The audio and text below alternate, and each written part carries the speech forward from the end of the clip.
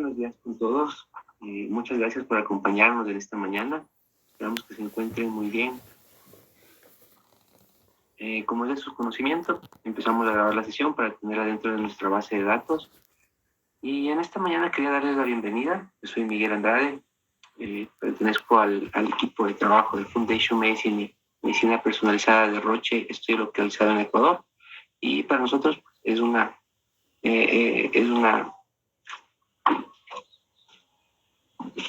un gusto que nos acompañen en esta mañana. Hoy empezamos la sexta sesión de la especialización de genética y genómica del cáncer. En sesiones anteriores hemos venido conversando sobre la importancia de la genómica en el cáncer y sobre todo su aplicación para la personalización del manejo. En el día de hoy nos acompaña el doctor Rodrigo Diezman. El doctor Rodrigo Diezman es director de Medicina de Precisión y Big Data en Oncoclínicas del Grupo Brasil. Es también responsable de los atendidos moleculares oncológicos y de la generación de evidencia del mundo real. Es oncólogo con gran experiencia en el desarrollo de fármacos, genómica, análisis de datos e información clínica. Y en los últimos 5 años trabajó en estas áreas en el Instituto Oncológico Vall d'Hebron de España, además de contribuir como investigador en Science Bionetworks en Seattle y en Estados Unidos, entre otras instituciones. Para nosotros es un gusto contar con el doctor Diezman, y la sesión que va a estar compartiendo con nosotros básicamente se llama Del oncólogo al científico, hallando un lenguaje en común. Doctor Diezman, le cedo la pantalla para que nos comparta su presentación, por favor. Hola, muchas gracias por la invitación y me he conectado un minuto tarde porque estaba buscando la clave y también hay 2 números de clave, un número y la clave Roche. Entonces me ha costado un poquito encontrar, pero al final en el último mail estaba más claro. Perdón, déjame explicar un poco mi trayectoria mientras yo veo que hay algunas personas que se están conectando aún. Yo soy oncólogo y después de trabajar por 10 años con asistencia, me dediqué a desarrollo de nuevos fármacos. Fue en 2010, una época donde empezaba realmente medicina de precisión más allá de tener un biomarcador. En aquella época teníamos el GFR en pulmón, empezaba la historia del CARRAS en cáncer colorectal, conocíamos lo de KIT y de GFR en los GIST, teníamos BCR-ABL en leucemias y así, ¿no? Entonces, aquella época sabíamos un poco de memoria lo que uno tenía que utilizar de biomarcadores para definir terapias, ¿no? Y en ese momento pues fui a Vall d'Hebron y es donde empecé con estudios de fases 1. En aquella época éramos 4 oncólogos y lo que hacíamos era terapia dirigida, ¿no? En aquella época, 2010, era el boom de las terapias dirigidas. Pasamos a los inhibidores de BRAF, inhibidores de MEK, inhibidores de PI3 quinasa y múltiples otros inhibidores, FGFR, y así, y muchos más también.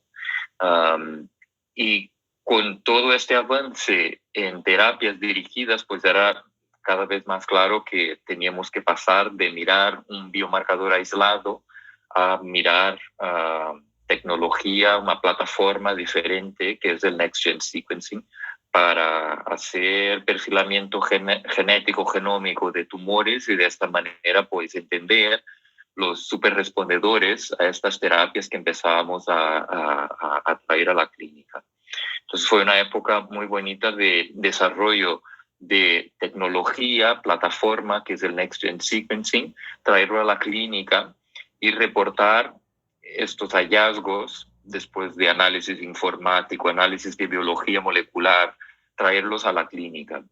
Y entonces, veía claramente que este era el futuro, para medicina. No teníamos ni idea de la inmunoterapia en aquella época y me fui entonces a un laboratorio de patología molecular a Boston, en Mass General, donde hice mi formación con básicamente cómo traer una nueva tecnología, desarrollo de una nueva tecnología, que en aquella época era un panel que salíamos de los paneles de 20 genes, los hotspots, que nos funcionaban muy bien, para un panel de 300, 400, 500 genes. Entonces, fue ahí en Boston donde por primera vez empezamos a tener contacto con estas tecnologías y el valor que podrían tener.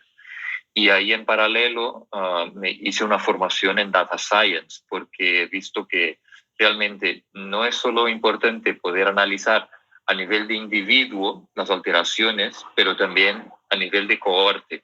O sea, tienes que entender un grupo grande de enfermos con un perfil genómico para entonces pues definir subgrupos y entonces pues guiar el desarrollo de fármacos, ¿no? Entonces el data science entra aquí como para un lenguaje común, para hablar con el bioinformático, el biólogo molecular, siempre pensando no solo este paciente, sino que cómo son, ¿no? Cómo es el perfilamiento genómico de esta población, ¿no? De cáncer de pulmón mucinoso, de cáncer de pulmón de pequeñas células, ¿no? Y otros ejemplos. Y después volví al Valdebrón, donde ya pusimos a punto esta tecnología, ¿no? Paneles amplios de 300, 400 genes en un contexto en un contexto académico, ¿no? Un contexto muy controlado, un contexto donde tienes acceso a fases 1, ensayos clínicos con nuevas terapias, inmunoterapias, empezaba ahí en 2015 con mucha fuerza. Y desde entonces, pues, trabajé mucho con investigación de correlación entre datos, hallazgos clínicos de pacientes y hallazgos moleculares, ¿no? De perfil genómico. Y en el último año volví a mi casa, que es Brasil, donde soy director de oncoclínicas. Y ahora estoy más cerca de la comunidad, más cerca del oncólogo, que tiene que por primera vez, a lo mejor, pues, algo que yo ya hago desde hace 10 años, pues que ahora mismo los oncólogos por primera vez tienen acceso a toda esta cantidad de información y tienen que entender biología molecular, entender cómo buscar información en la web, leer un report de un panel de Next Gen Sequencing, o mucho antes de esto, pues, ¿qué tengo que hacer para guiar, ¿no? O ¿cómo defino qué pacientes merecen esta tecnología? ¿Qué pacientes hay más valor de ofrecer un Next Gen Sequencing? ¿No? Entonces, un poco era natural volver a casa y a estar más cerca de los oncólogos, y es esto lo que estoy haciendo aquí ahora, ¿vale? Aquí tenéis mis conflictos de interés.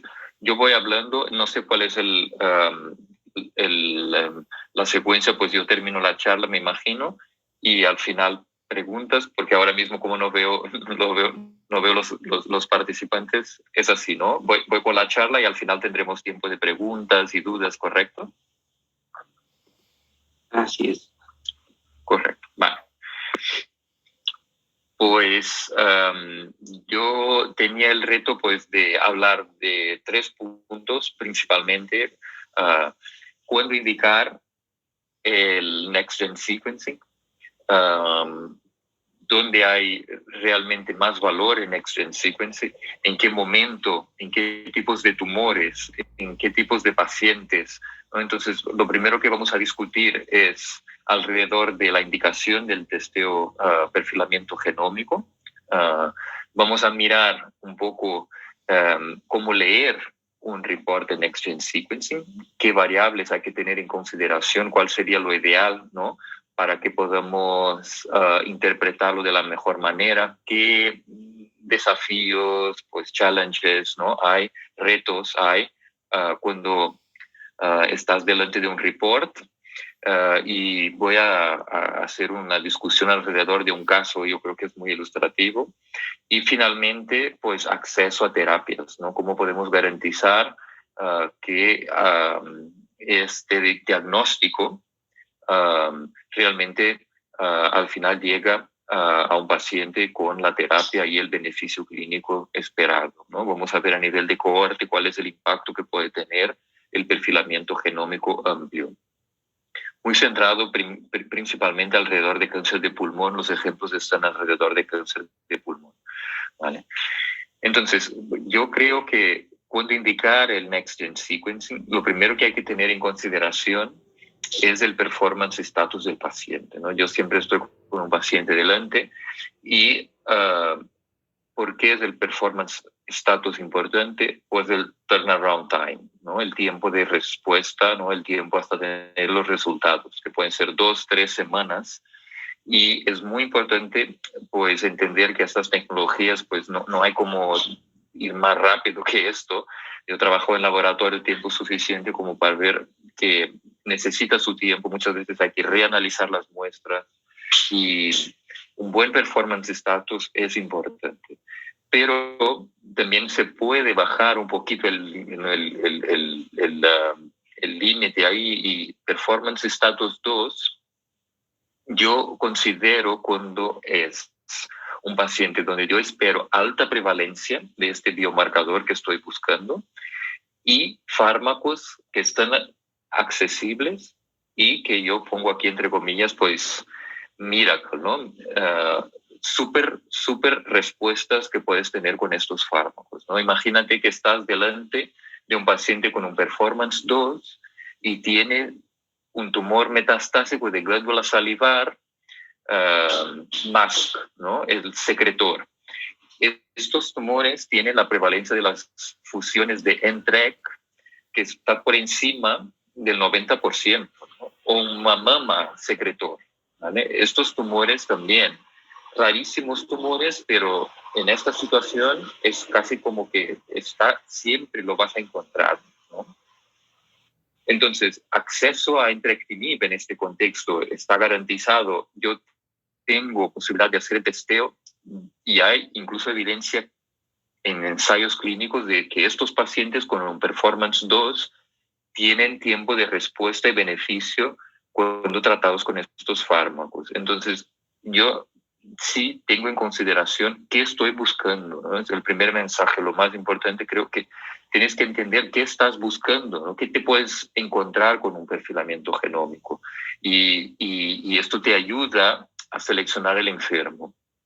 Primero, performance status, ¿no? Condiciones del paciente. Y evidentemente, pues, otras cosas como comorbilidades y alteraciones laboratoriales, a lo mejor que al final pueden impedir el uso de un fármaco dirigido que también te limita. Tipo tumoral. Aquí, ¿por qué tengo en consideración el tipo tumoral? Porque lo mismo, tengo que tener en consideración qué estoy buscando, ¿no? Hay algunos tumores donde el número y la complejidad de las alteraciones moleculares te piden que hagas NGS, que te piden realmente que la primera opción sea un perfilamiento genómico amplio. Las guías de ESMO lo dejan bastante claro. Pulmón no escamoso, cáncer de vías biliares. Estos dos por el número de alteraciones moleculares, ¿no? No necesitas testear pues más de 3 enfermos para encontrar una alteración que tiene un impacto muy claro en selección de terapias. Y cáncer de ovario y próstata, básicamente porque en este contexto hay fármacos aprobados para alteraciones en BRCA1, BRCA2, alteraciones somáticas, donde es muy complejo analizar estas mutaciones con un test que no sea la plataforma de Next Gen Sequencing. Entonces aquí también está indicado. Pero otros tumores también, colorectal, mama, esto depende del acceso a un coste razonable. Y en realidad, cuando tú estás en un entorno académico con posibilidad de investigación y tal, pues todos los tumores, cada vez en realidad, yo veo más complicado identificar el paciente que no tiene indicación, ¿no? cada vez más tumores raros, ¿no? Los tumores primarios desconocidos, por ejemplo, ¿no? Hay más evidencia de que el número y la complejidad de las alteraciones moleculares te guían hacia un panel amplio. Siguiente es el estatus de la enfermedad. Yo evito al máximo indicar al final de la trayectoria del enfermo en una situación de desesperación. Yo ya lo hice muchas veces, tengo que reconocer, pero nunca tuve un impacto real, beneficio real. Se crean expectativas con el enfermo, no puedes actuar porque en muy poco tiempo el paciente puede bajar el performance status. Entonces, en situaciones desesperadas no hay valor, ¿vale? Muy difícilmente hay valor de NGS. Pero hay que tener en consideración un punto. Si tú estás delante de una situación que puedes indicar biopsias líquidas o biopsias de metástasis, estas funcionan muy bien cuando el paciente está en progresión. Entonces, una recogida de muestra de tejido o de biopsia líquida en un contexto de paciente que está en respuesta a una terapia no tiene ningún sentido. O sea, el paciente tiene que estar en progresión, en franca progresión, para indicar el testeo. Y especialmente cuando hay exposición a terapias dirigidas, ¿no? Porque ahí está la gran indicación de un testeo consecutivo, de biopsias seriadas y tal, pues mecanismos de resistencia. Y el otro punto muy importante, acceso a fármacos. O sea, tú tienes que entrar en un entorno, en un ecosistema que es favorable para acceso a las terapias.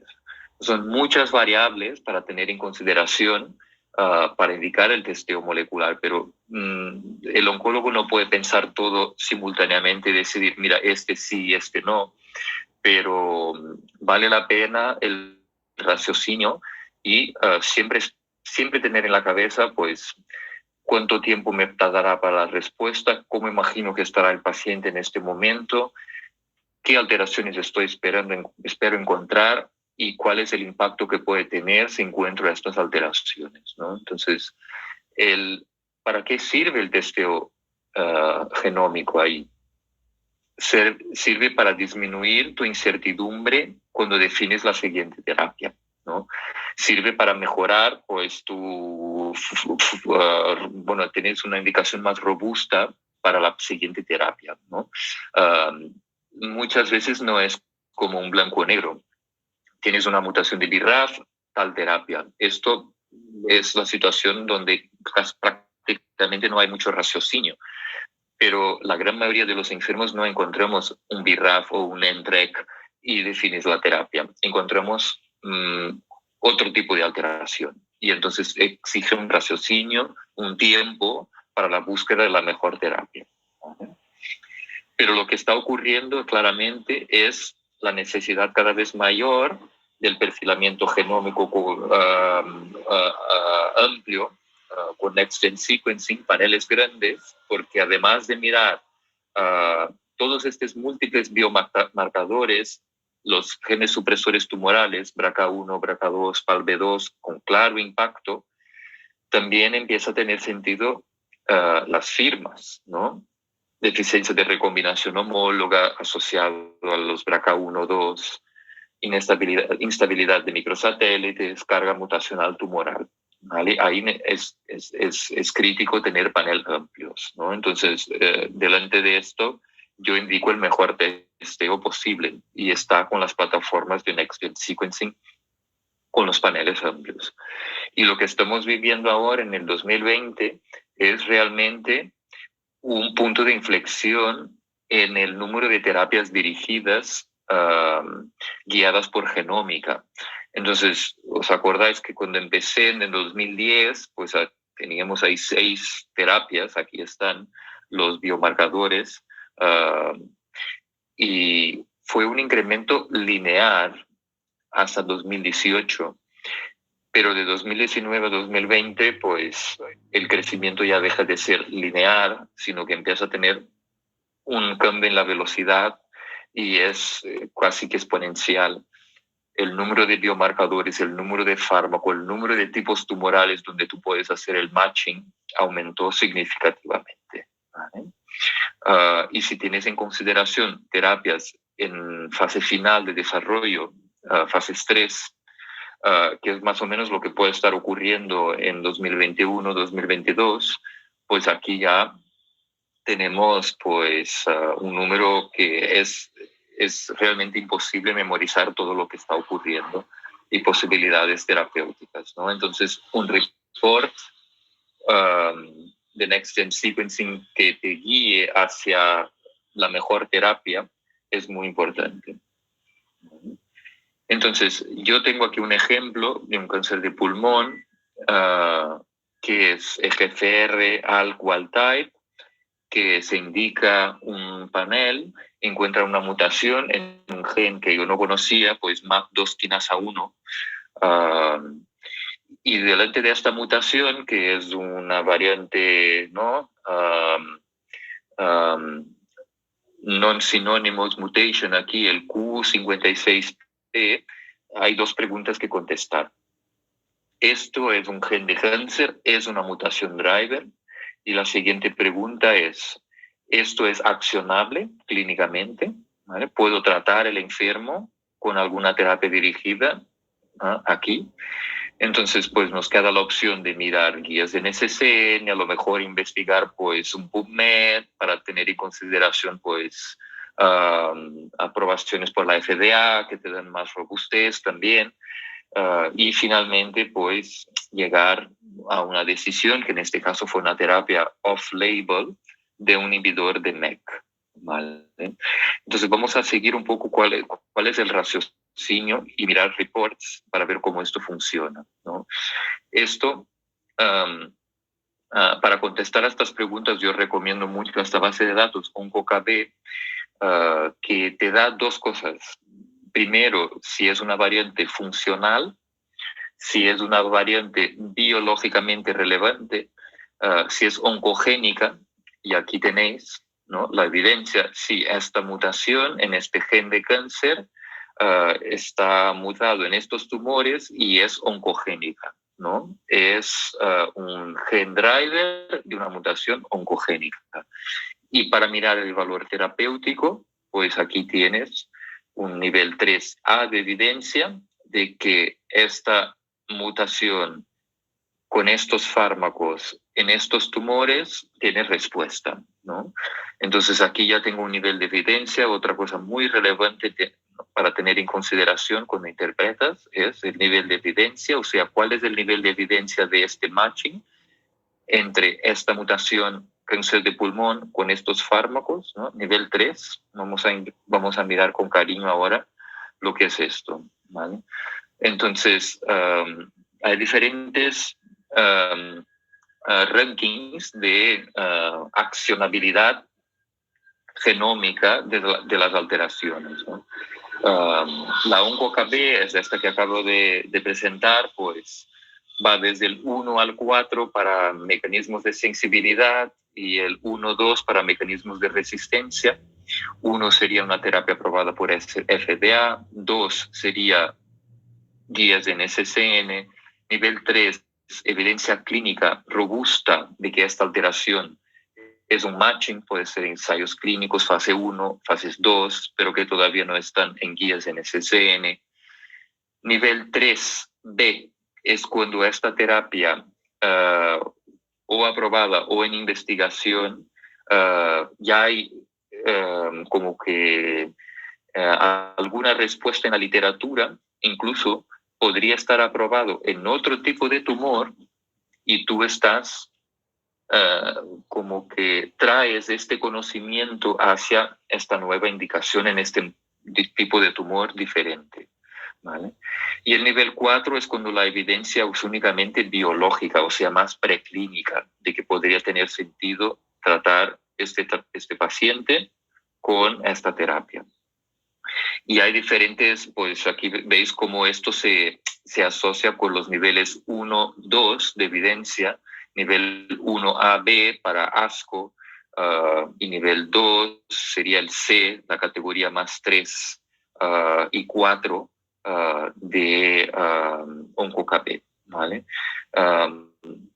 Yo intento memorizar con nivel 1 FDA, nivel 2 ensayos clínicos robustos o guías en SCN, nivel 3 hay evidencia clínica o la información que yo sé viene de otro tipo de tumor, y nivel 4 evidencia preclínica, ¿vale?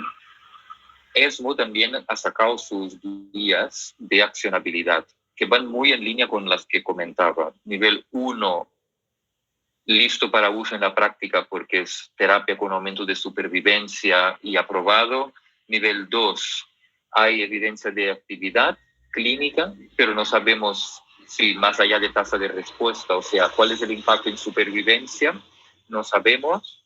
Nivel 3 es cuando hay transferencia de conocimiento de un tipo de tumor a otro tipo de tumor, ¿no? Sería el off-label. Nivel 4, evidencia preclínica, ¿vale?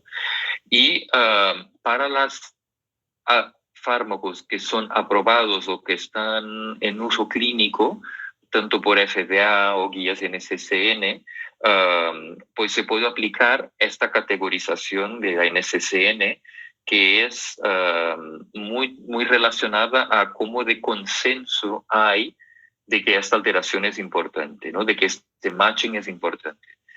Categoría 1 es alto nivel de evidencia, hay consenso entre todos, uniforme. Categoría 2A, menos evidencia, pero hay un consenso uniforme.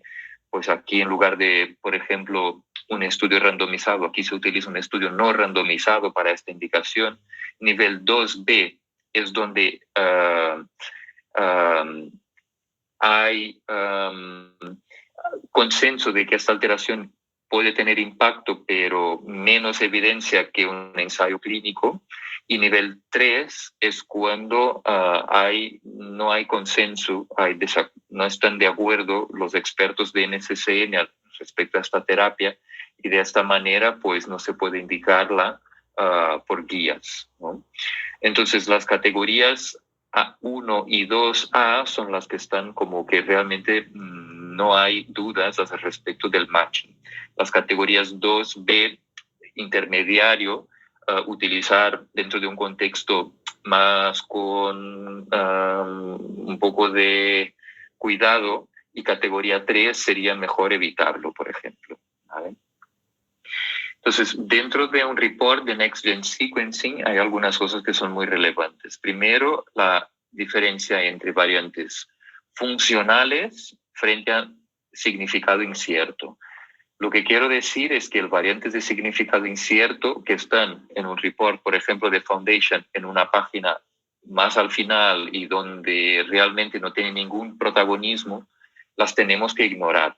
Las variantes de significado incierto en cáncer, tumores sólidos, análisis genómico, perfilamiento genómico de tumores, yo hasta hoy no he visto ningún impacto real en respuesta a tratamientos, ¿no? Foundation y la gran mayoría de los reports ya te hacen esta selección, y se puede confiar, ¿no? Dentro de las variantes funcionales, hay que categorizar el nivel de evidencia para la accionabilidad, si es una terapia aprobada, si es ensayo clínico o aprobado en otro tumor, o si esta alteración no tiene impacto clínico, el impacto es únicamente biológico. Marcadores de resistencia, también definirlos claramente. Y otra información relevante que puede estar ahí es las firmas, ¿no? TMB, inestabilidad de microsatélite, deficiencia de recombinación homóloga. Cada vez más vais a ver también los reports, la frecuencia alélica mutada, que tiene que ver con, bueno, es una alteración, es básicamente una definición bioinformática del número de lecturas del alelo mutado frente a la cobertura, el coverage en la posición. O sea, cuanto más alto indica que más clonal, más homogéneo es esta mutación en todo el tumor. Cuanto más pequeño, pues más indicación hay de que esta alteración sea subclonal, tenga a lo mejor menos homogeneidad o más heterogeneidad en el tumor. No conocemos por completo el impacto de esto, pero nos puedes dar pistas a otra situación que son los hallazgos incidentales o encontrar variantes germinativas en un perfilamiento somático. En biopsias líquidas esto muy frecuentemente podemos identificar si una variante es germinal hereditario frente a tumoral por el mutant allele fraction. En tumor también hay alguna sospecha si es alto, cuanto más alto sea, pues más indicación puede tener de que esta mutación es germinativa. Y esto es lo que queremos al final hacer, ¿no? Tenemos que separar, ¿es un gen driver en cáncer, sí o no? Y ¿es la mutación, la variante funcional, sí o no? Lo que tenéis aquí en rojo arriba, que son mutaciones patogénicas en genes drivers, es lo que aparece en los reports de Foundation y otros en la primera página. Aquí es donde hay que centrarse. Todo lo demás, variantes neutrales en genes no drivers, variantes patogénicas, pero el gen no es de cáncer. Esto es un passenger. Variantes de significado incierto en genes de cáncer también es un passenger posiblemente. Entonces, las donde que tenemos que centrarnos son las variantes patogénicas en genes driver que pueden o no ser accionables, ¿no? Entonces, nuestro trabajo es, una vez definidas las mutaciones driver patogénicas, ¿son accionables o no? ¿Vale? Y además de OncoKB, que ya os enseñé, hay muchas otras bases de datos públicas donde uno puede entrar y los bioinformáticos, biólogos moleculares entran ahí para realmente mirar, ¿es una mutación en un gen driver de cáncer? Esta variante, este cambio de aminoácidos, esta alteración es funcional, es biológicamente relevante. Son las dos preguntas que se contestan con estas bases de datos, ¿no? Entonces, yo tengo aquí un ejemplo de un paciente que me vino a una segunda opinión en el año pasado. Es un paciente de Suiza que vino a Valdebrón para un ensayo clínico, ¿vale? Pero me parece un caso muy interesante para discutir, ¿vale? Primero, es una señora con un cáncer primario desconocido que pasó por todo el perfilamiento de inmunohistoquímica. No identificamos ningún primario claramente. Tenía una historia era fumadora, poco fumadora, pero ahí tenía una historia previa y tenía múltiples lesiones metastásicas en pulmón, algún ganglio retroperitoneal. Hizo el Foundation inicialmente de una biopsia de pulmón parafina y este resultado desde el 2019 del diagnóstico de la enfermedad, ¿vale? Mientras esperaba el resultado de Foundation, pues se empezó con quimioterapia y se añadió inmunoterapia por la sospecha de que era un tumor de pulmón, ¿vale? Y entonces llegamos con esta alteración en genes de cáncer, drivers y patogénicas, en la primera página aquí, mutación en HER2, un rearrangement, una fusión, una rotura del intrón 1 de STK11, y también el KEAP1, ¿vale? Otros genes con una mutación frame shift. Pero lo que llamaba la atención en un tumor que era estable de microsatélites y que no era posible valorar la carga mutacional tumoral porque la pureza de la muestra era muy baja, incluso aquí lo describen. En función de la pureza muy baja del tumor, la sensibilidad para detectar algunas alteraciones como las amplificaciones de HER2, son bajas, entonces mucho cuidado interpretar estos hallazgos porque alteraciones de número de copia o las firmas no pueden ser valoradas, pero sí que encontramos mutaciones en este tumor. ¿Vale? Y aquí el ranking de las alteraciones y su accionabilidad. Bueno, repito, esto se hizo en el 2019 y la paciente vino a verme en el 2020, final de 2020. ¿Vale? Entonces aquí, sin terapias, para las firmas del HER2, la mutación de HER2, esta mutación que es una inserción, no tenía ninguna de estas alteraciones fármacos aprobados, pero lo que llama la atención es la sensibilidad de esta mutación de HER2 a diferentes inhibidores de la vía de HER2, trastuzumab emtansine, trastubertu, algún mecanismo de resistencia a la apatinib, pero sí de sensibilidad a afatinib. ¿Vale? Para el STK11 hay evidencia en otros tipos de tumores con inhibidor de mTOR, pero claramente si lees la descripción, tiraban muy hacia terapia anti-HER2. En este caso, una mutación en un gen driver, una mutación funcional, patogénica, con posible sensibilidad. ¿Vale? Entonces, lo que yo hago es, primero, porque este report es del 2019 y hoy estoy ya ahora en 2021, pero cuando visité a la paciente en el 2020, pues los matchings a fármacos evolucionan. Ya habéis visto cómo de rápido va esto. Entonces, un report del 2019 con los fármacos en el 2019 puede ser diferente de lo que tú puedes encontrar ahora por realmente evolución del conocimiento. Entonces, aunque sea un report de hace una semana, yo intento buscar información siempre adicional para corroborar, ¿no? El report, en mi opinión, es el primer paso hacia identificar realmente cuál es el mejor tratamiento al enfermo. Discutirlo en un comité, fantástico, pero muchas veces yo no tengo acceso a un comité de expertos. Esta página web me ayuda a confirmar que realmente esta mutación es oncogénica y la accionabilidad es nivel 2. Nivel 2 por OncoKB es guías en SCN para cáncer de pulmón y hay dos terapias, ¿no? Está el TDM1 que hemos visto en el report, pero también empiezan a salir evidencias de trastuzumab deruxtecan y neratinib, ¿no? Neratinib sí que está aquí, no estaba en el report original. Entonces, aquí neratinib no estaba.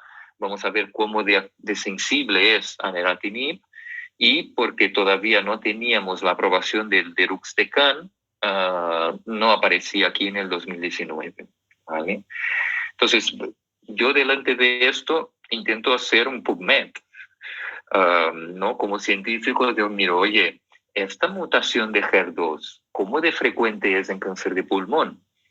¿No? Y esta mutación frente a las otras mutaciones que es la más común, hay evidencias de que puede funcionar una terapia, ¿no? Vamos a mirar más al detalle. Aquí vemos que esta misma mutación es la más prevalente dentro del 1.4% de los cánceres de pulmón, 1.4% con mutaciones en HER2, y de estos, pues 3 de cada 4 son esta misma inserción en el codón 775. Y suele coexistir con mutaciones en TP53 y otras muchas alteraciones, incluso las que hemos encontrado en la paciente en cuestión. Entonces, no ocurre con FGFRs, no coexiste con BRAFs, ALK, ROS, o sea, es un gen mutuamente excluyente, diríamos, con otras alteraciones drivers. Esto me da más fuerza de que, bueno, esta alteración es un driver, ¿no? Entonces, miramos las tasas de respuesta con trastuzumab emtansine. Incluso en OncoKB te da el link para mirar el artículo, y aquí es un JCO con tasa de respuesta alrededor del 30%, Y los sí que responden aquí suelen responder por bastante tiempo. O sea, esto al final está aceptado por las guías en NCCN como una alternativa de tratamiento, pero mirad el número de enfermos. Estamos hablando de menos de 20 enfermos tratados con T-DM1. ¿Vale? El trastuzumab deruxtecan, aquí son 39 enfermos en este waterfall plot, en 42 pacientes tratados en total, y la tasa de respuesta en esta situación de mutaciones de HER2 es del 60%. ¿no? Parece más prometedor el trastuzumab deruxtecan que el trastuzumab emtansine. ¿Vale? Aquí por lo menos casi la totalidad de los enfermos tuvieron reducción tumoral. ¿Vale? Y imagina que yo tengo dificultad de acceso a estas terapias, pues un inhibidor tirosina quinasa de la vía de HER2, como neratinib, dacomitinib, afatinib. ¿Cuál es la tasa de respuesta? Pues aquí vemos que es muy baja, está por debajo del 10%. O sea, hay una respuesta con neratinib en pulmón, hay alguna respuesta con dacomitinib o afatinib. Entonces, esta familia de fármacos, pues la tasa de respuesta de segunda generación, ¿no? Neratinib y tal, son segunda generación. El lapatinib ya vimos que no funciona. Y finalmente, otros fármacos, ¿no? Porque al final, el anti-HER2 hay ahora mismo 8 fármacos aprobados y otros 10 o más en desarrollo en fases 2, 3. Entonces, posidotinib es un fármaco que aquí en esta población de HER2 mutados en cáncer de pulmón, tasa de respuesta del 27%, o sea, un poco más prometedor realmente de la primera familia y segunda familia de inhibidores. Y el otro que parece muy relevante también es el pirotinib, ¿vale? Aquí, incluso con las mutaciones de exon 20, las azules aquí son las mutaciones de exon 20, las que tienen el enfermo en cuestión, ¿no? Prácticamente todos los enfermos con esta mutación tuvieron respuestas, ¿no? Entonces, yo he cogido un ejemplo de una alteración que es infrecuente, es un driver, es patogénica y hay una multitud de opciones terapéuticas en un escenario ideal, ¿no? Entonces, yo siempre que veo un report, yo lo primero que hago es, ¿cuál sería la accionabilidad teórica, ¿no? Imagínate que tú estás delante de una situación donde puedes elegir cualquier fármaco, tienes acceso a lo que sea. Yo intento buscar lo mejor. En estos tumores tan raros, con estas alteraciones raras. Y al final hay la cuestión pragmática. Bueno, delante de todo esto, ¿por dónde tiro yo? ¿No?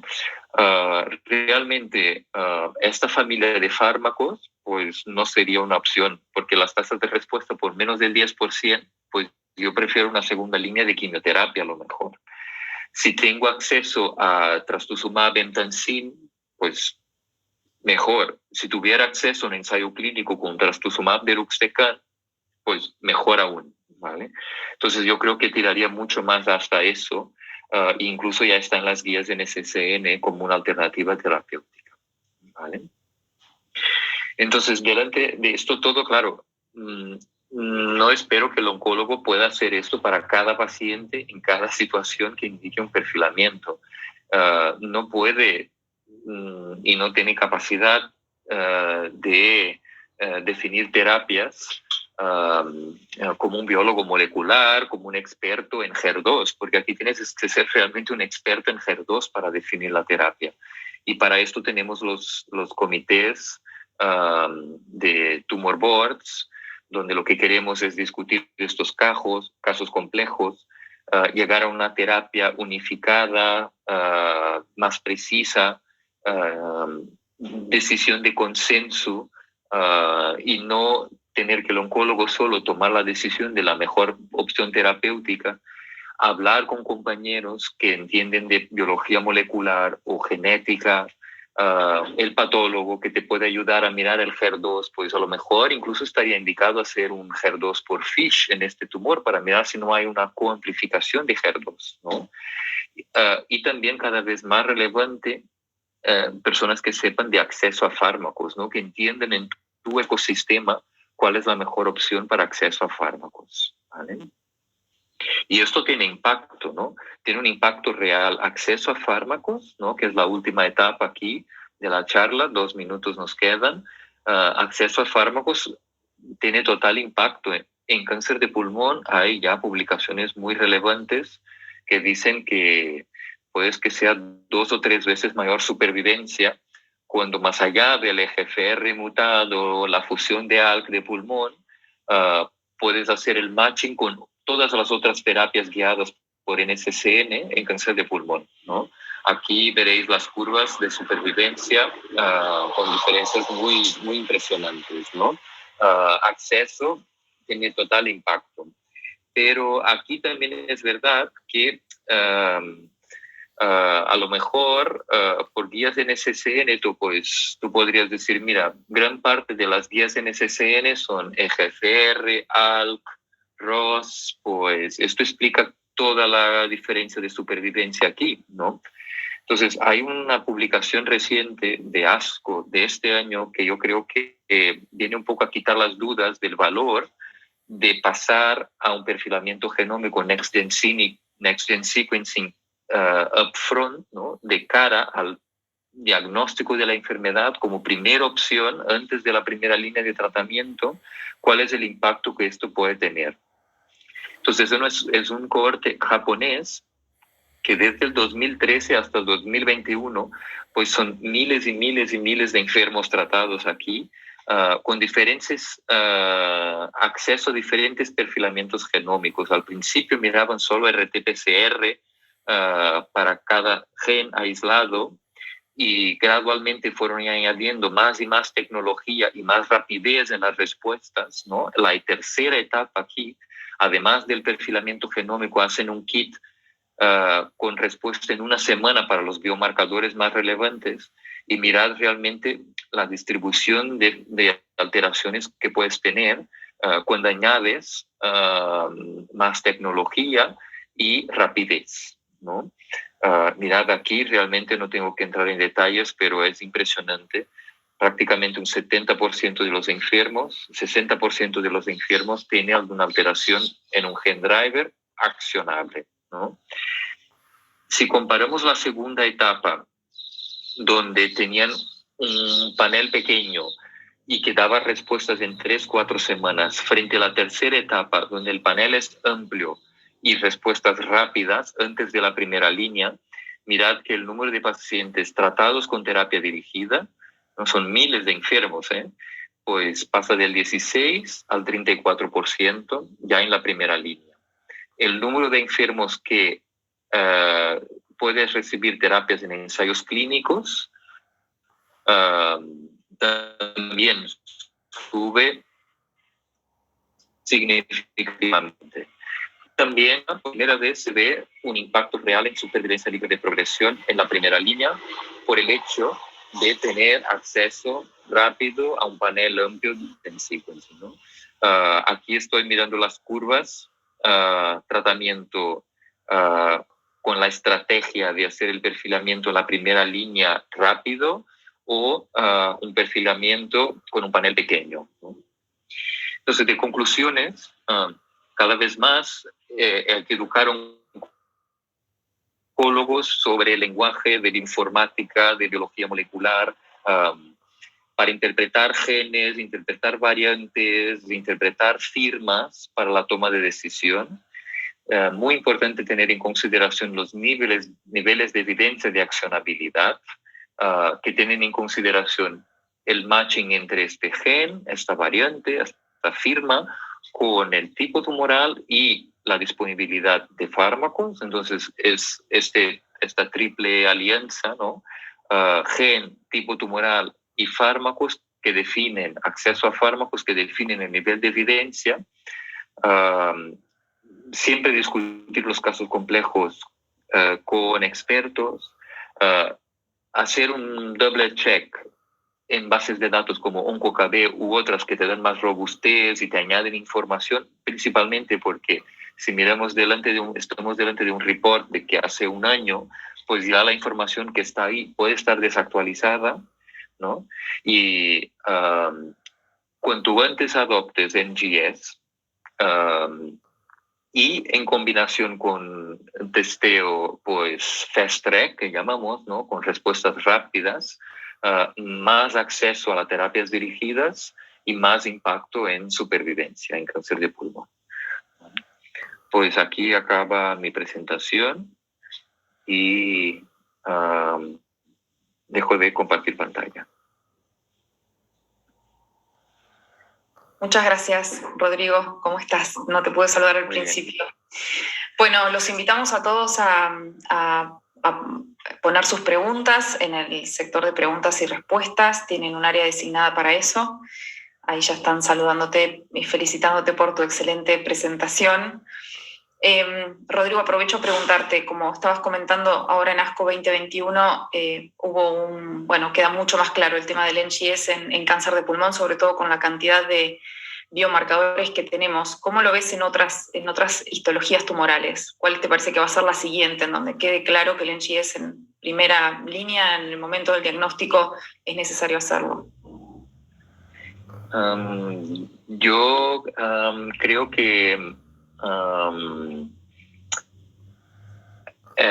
ahora mismo, primera línea, yo creo que está bien, a lo mejor está bien definir, pues, pulmón es una excepción, realmente es el poster child. Incluso antes de empezar la primera línea, está muy claro que vale la pena hacerlo, porque incluso ya hay fármacos aprobados desde la primera línea para impacto en supervivencia, ¿no?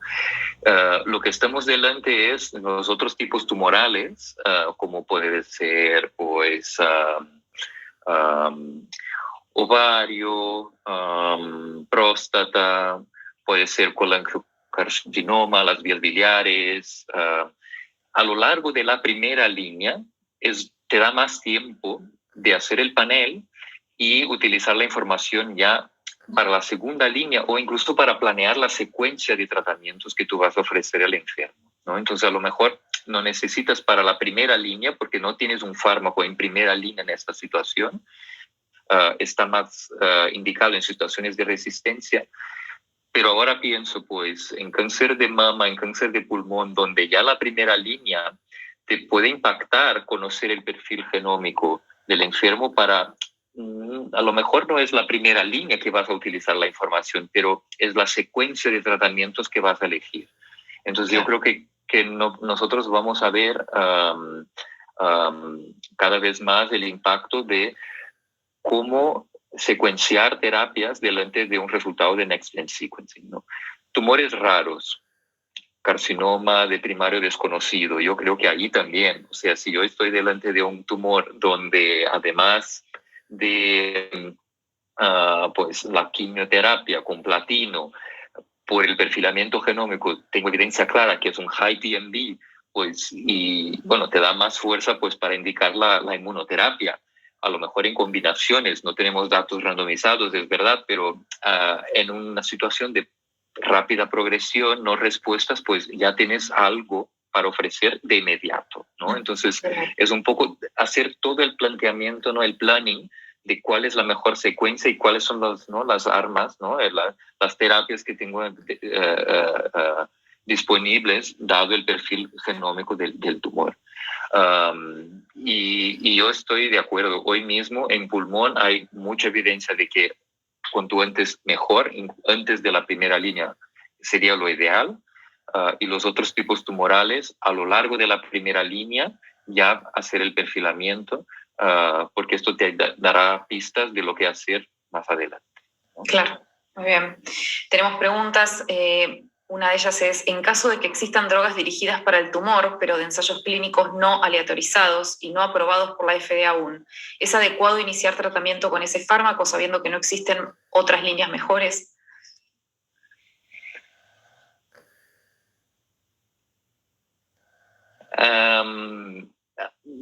Pues Esto sería una situación de a lo mejor un off-label, ¿no?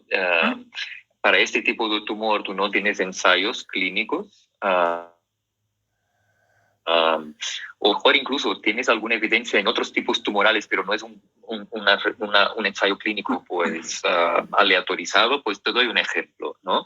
Tenemos fusiones de FGFR, ¿no? Hay aprobaciones en vejiga, hay aprobaciones en Estados Unidos por la FDA pues en tumores de vías biliares, colangiocarcinoma, pero imagina que te estás delante de un tumor escamoso de pulmón con una fusión de FGFR, ¿no? En este caso, como yo tengo evidencia de más de un tipo tumoral con ensayos no aleatorizados, donde hay clara adicción, donde hay tasas de respuestas muy evidentes, donde no es algo muy hipotético, aquí hay evidencia clínica robusta, o sea, yo estoy delante de una categoría D, categoría 2 o categoría 3, como mucho. En estos contextos yo hago lo posible para indicar el tratamiento. La prioridad, ensayos clínicos o cohortes de mundo real, donde tú de manera prospectiva recoges la información de este caso. O sea, a lo mejor yo no tengo un ensayo clínico para un inhibidor de FGFR en esta situación, pero si yo tengo una colaboración con grupos farmacéuticos o dentro de mi entorno yo tengo un cohorte prospectivo de pacientes que hacen perfilamiento y tienen acceso off-label, ¿no? Registros, ¿no? En Estados Unidos hay el TAPUR, por ejemplo, que es este registro de datos de mundo real de pacientes tratados off-label, justamente en esta indicación. Yo no tengo datos randomizados en este tumor, o a lo mejor incluso en otros tumores es un dato no aleatorizado. ¿Qué hago? Tiene mucho que ver con tu entorno, si eres capaz de acceso a este fármaco y de recogida de información vinculada a este tratamiento, pero yo sí que voy a por ello. Pero tengo un listón muy alto para definir cuándo realmente voy a algo off-label. Yo no voy a algo off-label con una categoría preclínica, hipotética, a lo mejor puede funcionar, hay un maximum case report. No voy. Mi esfuerzo está en alteraciones muy drivers, ¿no? Las fusiones, no hay dudas. Las tasas de respuesta con inhibidores es que están por encima del 40, 50, 70, 80%, ahí no hay dudas, ¿no? Las mutaciones de HER2 con estos nuevos fármacos, como hemos visto, 60, 70% de tasa de respuesta. Entonces, cuando veo que la evidencia de otros tumores es robusta y que no es un case report o un clínico, yo intento ir detrás del fármaco de la mejor manera en ensayos clínicos, en registros y off-label finalmente. Creo que sí hay sentido. Perfecto. Tenemos otra pregunta de Sheksaira Laya. Dice, en cáncer de pulmón, ¿usted recomienda realizar un reporte genómico principalmente cuando es limitado el acceso a la variedad de líneas de tratamiento? Y la misma pregunta para cáncer de colon.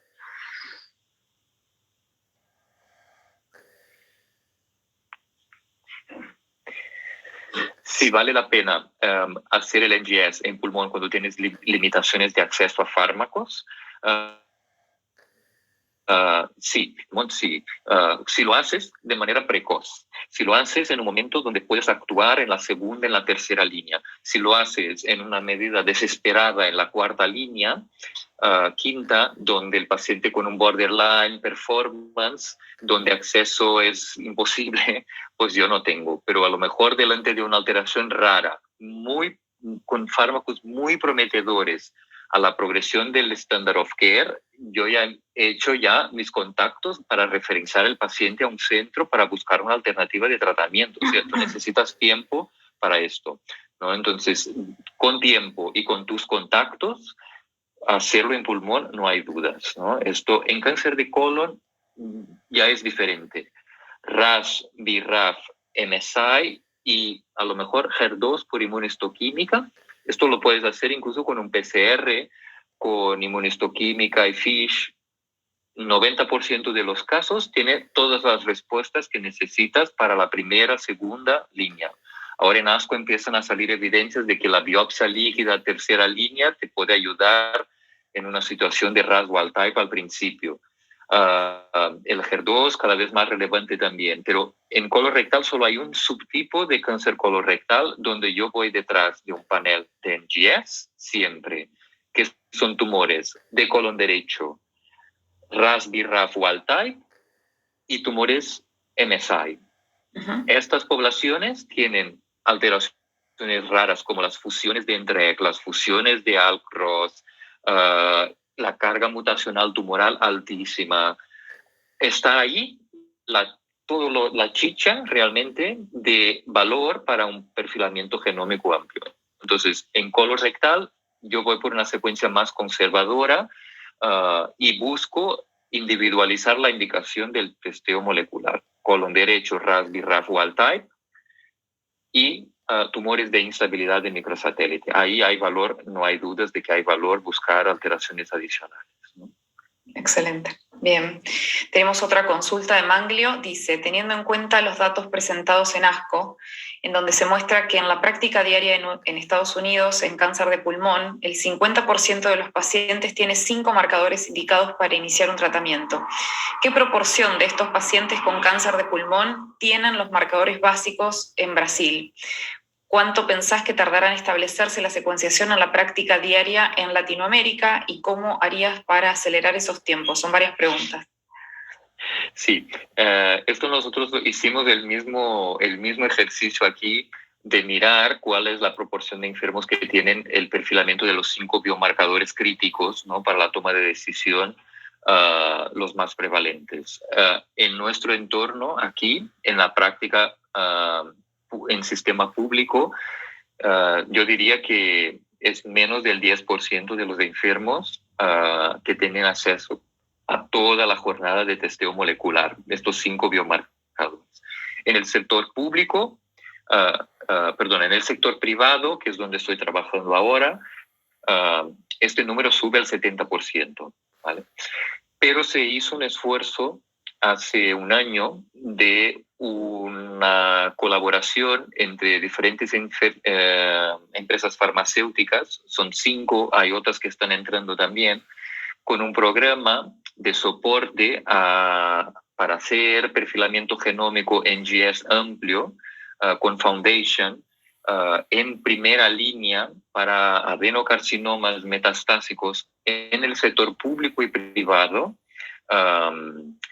Y entonces las diferentes 5 empresas farmacéuticas pues comparten pues los costes para el testeo y ahora mismo yo puedo decir que hay dificultad de acceso y hay enfermos que no van a hacer porque tienen una condición clínica pues que realmente no permite o porque la muestra no es accesible. Pero aproximadamente un 80-90% de los pacientes de cáncer de pulmón, adenocarcinomas ahora aquí en Brasil, por el consorcio, por la plataforma de Lung Mapping, tienen acceso a Foundation Medicine. Y esto es una iniciativa muy, muy interesante. A partir de este año no va a ser solo Foundation Medicine que va a ser la opción de perfilamiento. Ahora mismo, para incluso aumentar más a regiones de Brasil que tienen dificultad de envío de muestras, de preparación y tal, se permite hacer el testeo con NGS, plataformas locales en diferentes centros. Entonces nosotros también aquí en Oncoclínicas tenemos un panel que incluye un fast track con estos 5 biomarcadores y Next Gen Sequencing, y ofrecemos a coste cero a todos los enfermos de la red en el sector privado con financiación de la industria farmacéutica. Y son las 5 empresas, y ahora hay 2 más que entrarán, 7 empresas farmacéuticas que comparten los costes. Entonces, y esto también expandirá para otros tumores. Yo no tengo dudas que este modelo de compartir costes para programas de soporte y montar la logística para que realmente se haga el testeo, esto tiene total impacto en acceso y también es una manera de presionar ¿no? los que pagan pues las mutuas, el sistema público, todo el ecosistema para que y tome decisiones frente a aprobación de fármacos, ¿no? O sea, claro, cada entorno, cada infraestructura es diferente. A lo mejor no puede exigir en un sector público la aprobación de los fármacos con una evidencia de ensayos clínicos no aleatorizados, donde no hay evidencia de aumento de supervivencia, alteraciones rarísimas, pues a lo mejor en este contexto, pues no, a nivel de salud pública yo entiendo estas decisiones, pero que por lo menos entonces se establezcan mecanismos de acceso a estos fármacos a través de colaboraciones con industria, de programas de investigación clínica. O sea, al final es presionar de un lado y actuar de otro. O sea, solo de esta manera vamos a avanzar con medicina de precisión. Entonces, y lo que estamos mirando es que me impresiona realmente, desde que empezamos el programa internamente aquí en Oncoclínicas, la distribución de las mutaciones que tenemos en nuestra población es diferente de lo que está ahí en la pizza esta de Japón que hemos visto, o la pizza que todos tenemos en la cabeza de América. Hemos encontrado alteraciones con una prevalencia mucho más alta en nuestro entorno que otros. Y esto, entender la epidemiología molecular en colaboraciones con los que hacen el testeo genómico, describirlo, es otro mecanismo también de atraer investigación, atraer la industria para fármacos y tal. Entonces, hay algunas alteraciones que, incluso otras que mucho menos prevalentes. PDL1, el PDL1, por ejemplo, con más del 50%, nosotros lo tenemos creo que no llega al 10% de los enfermos, que es bastante menos de lo que está reportado en la literatura. Y esto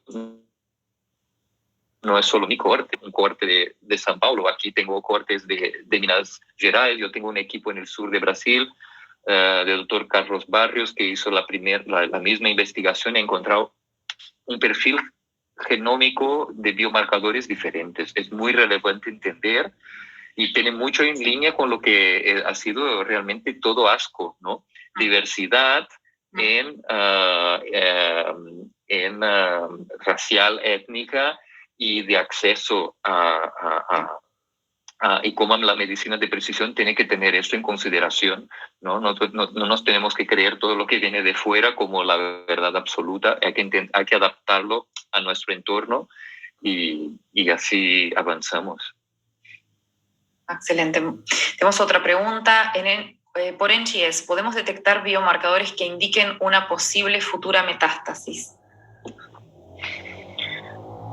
Sí. Hay algunas cosas que me dan pistas. Es complejo esto, pero tiene que ver con esto que comenté, que es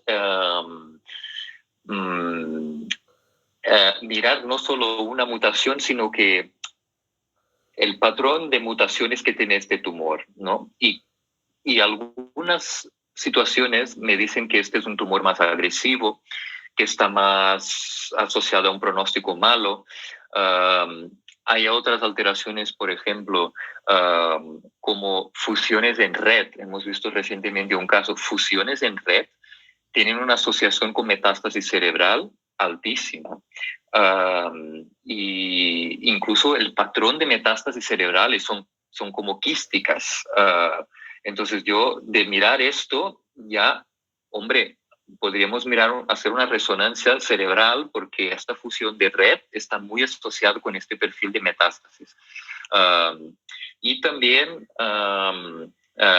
otras cosas que a lo mejor, pues, mutaciones de BRAF en algunos tumores como gastrointestinales tienen una vía de metástasis más hacia peritoneal, ganglionar. Entonces un poco el perfil molecular te guía pues dónde puedes encontrar progresión tumoral. Mutaciones de HER2 en cáncer de mama. Hemos visto una mutación de HER2 en cáncer de pulmón, pero mutaciones en mama HER2 también se asocian a metástasis cerebrales. O sea, Hay que entender, ¿no? Hay muchas publicaciones en JCO, hay muchísimas publicaciones de cuáles son las características clínicas y el patrón de metástasis cuando tú estás delante de un perfil molecular único, ¿no? Y tiroides, ¿no? También las tiroides con mutaciones de BRAF y mutaciones en TP53 tienen un patrón muy diferente, ¿no? Una evolución mucho más rápida, peor pronóstico, metástasis hepáticas, o sea, es otro tumor. Pero es complejo, ¿eh? Es realmente complejo y exige mucha literatura. Bien. Acá había una pregunta de antes que no había visto, es ¿en qué nivel de evidencia se ubicarían los estudios de Real World Data? Ahora mismo los estudios de Real World Data están en la categoría de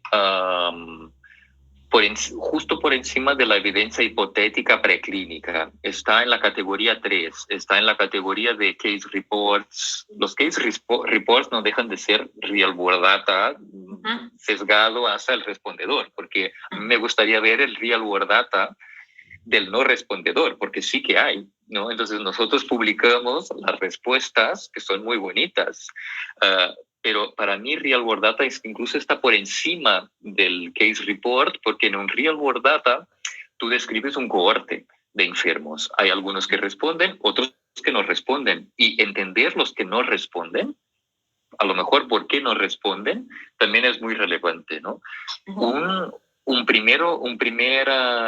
La primera situación que yo veo, me acuerdo ahora, es el registro TAPUR de off-label de Estados Unidos, ¿no? Donde tú tienes acceso a fármacos. Imagínate una mutación en BRCA1 en pulmón no escamoso.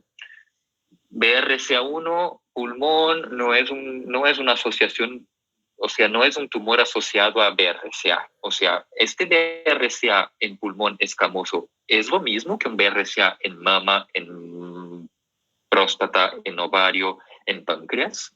A lo mejor no. Entonces, se hizo off-label, ¿no? De inhibidores de PARP en esta situación en muchos pacientes. Y las tasas de respuesta con single agent, ¿no? La monoterapia, pues más bien 10-15%. O sea, no es tan relevante este driver en cáncer de pulmón escamoso como en otros tumores. Entonces, claro, esto es muy importante. Es real world data. Hay alguna respuesta, pero yo entiendo que a lo mejor sea un 10%. Y a lo mejor si tengo esto en un paciente, pues voy a buscar alternativas de combinaciones de inhibidor de PARP con algo, o a lo mejor intento una quimioterapia antes de tirarme a un inhibidor de PARP, ¿no?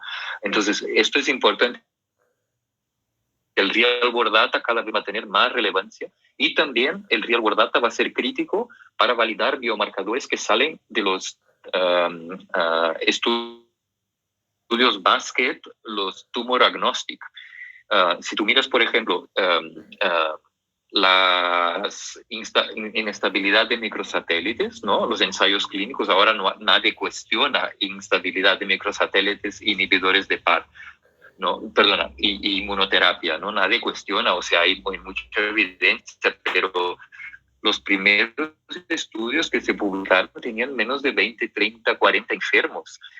Fue acumulando información del Real World Data que se ha confirmado que las tasas de respuesta, independiente del tipo tumoral, son muy altas, ¿no? Entonces, el Real World Data va a servir para validar estos biomarcadores tissue agnostic. Es la categoría 3. Nunca va a ser igual a un ensayo clínico prospectivo randomizado, mucho menos, ¿no? Entonces... Bien, perfecto. Tenemos otra pregunta. A pesar de que no se recomienda en todos los casos el estudio genético, ¿no serviría para sumar información a las bases de datos y ayudar a futuros casos similares y lograr de a poco utilizar este tipo de estudio cada vez más frecuente y obtener mejores resultados en general con casos que parecen perdidos?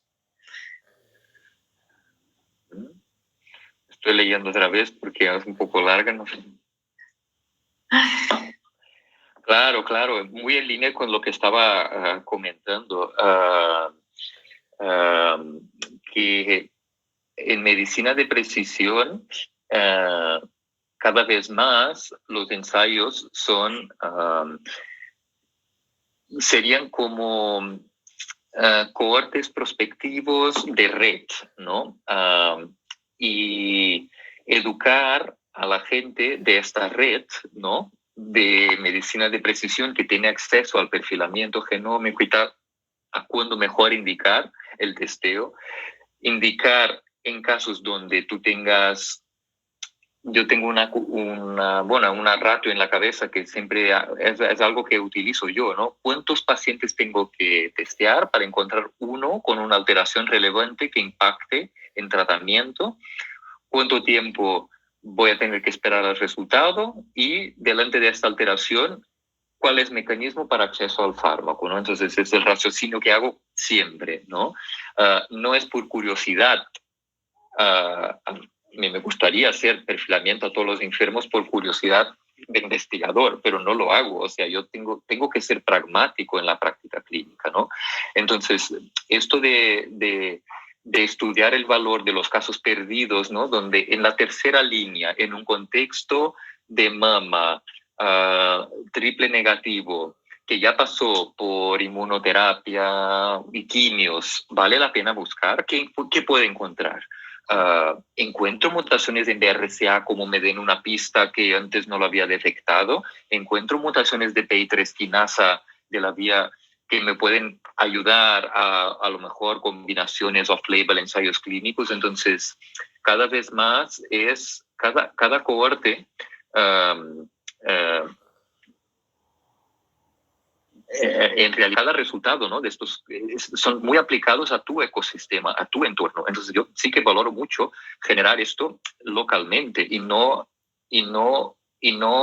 asumir que lo que ocurre en los test drive de centros académicos americanos, donde tú tienes acceso a fases 1 y todo, es lo mismo en tu entorno, ¿no? Entonces, primero que tienes que documentar que a lo mejor sí que funciona en tu entorno y lo puedes indicar y tiene impacto, pero lo ideal mismo sería pues hacer por lo menos que delante de las alteraciones más prevalentes pues tú tengas opciones terapéuticas en ensayos clínicos. Entonces yo realmente pienso que, y igual lo que se ha visto en este cohorte japonés, ¿no?, solo cuando la disponibilidad de ensayos clínicos aumenta, el acceso a ensayos clínicos aumenta, es donde vemos que NGS tiene un impacto real a nivel de estrategia de tratamiento, ¿no?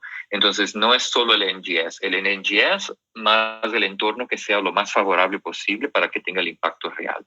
Y ahí sí podemos empezar a indicarlo en casos perdidos.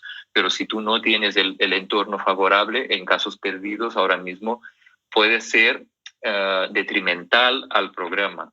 Puede ser generar expectativas para no solo el médico, también el enfermo, principalmente el enfermo, que pueden ser pues de difícil ajustes. O sea, al final, porque indicas un perfilamiento y porque a lo mejor en el report sale un fármaco con una evidencia preclínica muy hipotético y tal.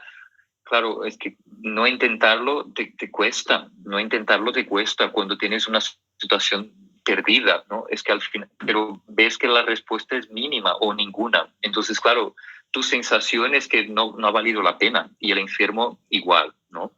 Entonces, manejar las expectativas es muy importante en este entorno. ¿Sí? La última, y te liberamos, Rodrigo. Uno de los resultados del Comité Molecular de Tumores puede ser la indicación de un clinical trial o el uso off-label de alguna droga. ¿Qué recomendaciones nos puedes dar para hacer crecer nuestra red de contactos que nos ayuden a dirigir al lugar apropiado a nuestros pacientes? Pues sí, esto es mi pasión. Gracias por la pregunta. Entonces, yo estoy trabajando, tengo una startup. Ahora voy a hacer promo, no voy a hablar el nombre, pero estamos haciendo una startup con un aplicativo móvil que es precioso, que tienen árboles de decisiones de cada tipo de tumor, en qué situación clínica que está el enfermo, muy con un raciocinio alrededor del oncólogo, o sea, porque, ¿no?, qué preguntas tengo que contestar para entender cuál es el mejor testeo genómico, cuál es el mejor test, cuál es la jornada de molecular, que yo llamo la jornada molecular, cuál es la secuencia o pasamos a NGS directamente en cada contexto clínico. Y la otra pestaña es delante de un enfermo con alguna alteración molecular, el mismo árbol de decisión para encontrar un ensayo clínico. Entonces, sí hay algunas y la app está diseñada para que delante de una situación de que el paciente aplica pulmón no escamoso, metastásico, segunda línea o siguientes, red fusion positive, te sale la lista de 4 ensayos clínicos que te podrías interesar y puedes referir al paciente, puedes contactar al oncólogo que es parte del network para referir al enfermo, ¿no? Y esto es algo que tenerlo en la mano con un aplicativo hace toda la diferencia, ¿no? Ahora mismo hay algunas webs de ensayos clínicos que tú puedes hacer aplicar los mismos filtros, ¿no? Por lo menos tener un filtro de biomarcador y ahí, ¿no? Desafortunadamente en Latinoamérica esto no es realidad, pero en Europa, en Estados Unidos hay Matchfinder, Matchtrial, hay varias webs donde tú buscando por tipo tumoral y alteración te sale el listado de ensayos clínicos, ¿no? Si no miras el RIPO.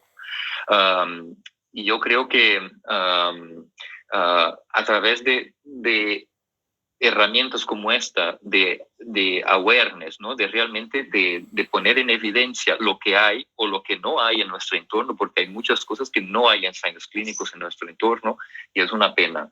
Entonces, yo creo de verdad que el futuro va a ser digital alrededor de los networks, porque son tan raras las alteraciones, hay muchas veces tan pocos ensayos clínicos para estas alteraciones, que tú tengas amigos para poder enviar emails y preguntar en toda Latinoamérica es que no es suficiente, o sea, es que uno no es capaz de hacerlo. Tú tienes que tener herramientas digitales que te lleven al ensayo clínico en un contexto, ¿no?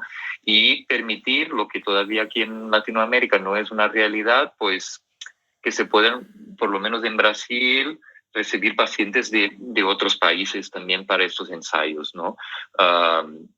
Yo creo que esto ya ha cambiado en Europa, en Estados Unidos es grande suficiente, como no les preocupa esto, pero sí que pueden recibir enfermos de fuera, pero en Latinoamérica podríamos ser más democráticos en el momento de referir enfermos ¿no? en países, no sé cómo funciona pues en Argentina, Uruguay, otros centros a lo mejor sí es más flexible, pero nosotros sí que tuvimos más de una vez dificultad en recibir a enfermos de fuera aquí en ensayos clínicos en Brasil. Entonces yo creo de verdad que cuanto más amigos tengas en el entorno de investigación, mejor, pero no va a ser suficiente porque son tan raras las alteraciones, los centros son tan específicos, ¿no? Que lo ideal es tener estas herramientas para la búsqueda del ensayo clínico y cuanto lo antes lo tenga para ya, esto tarda sus 2 meses, ¿eh? Entonces, delante de un hallazgo positivo, pues ya, ¿no? ya empezar a contactar el equipo para buscar una alternativa. Yo creo que esto tiene impacto, sí. Y cuando el aplicativo esté listo ya, voy a promocionarlo en el final de mis charlas siempre y todos podemos descargar y utilizarlos. Va a ser evidentemente gratis, pero todavía no está listo como para promocionarlo. ¿Vale? Vamos a estar atentos a cuando esté listo ese aplicativo. Si algo comentó Carlos en su charla de ayer. Bueno, te agradecemos mucho, Rodrigo, por tu presentación, por contestar las preguntas con tanta dedicación. Acá en el chat te están agradeciendo también mucho y felicitando por la presentación. Bueno, creo que Miguel das cierre, ¿no?, a la sesión. Sí, muchísimas gracias, doctor Diezman, doctora Girotti. Para nosotros ha sido un placer contar con ustedes y obviamente muchas gracias a todas las personas que nos acompañaron el día de hoy.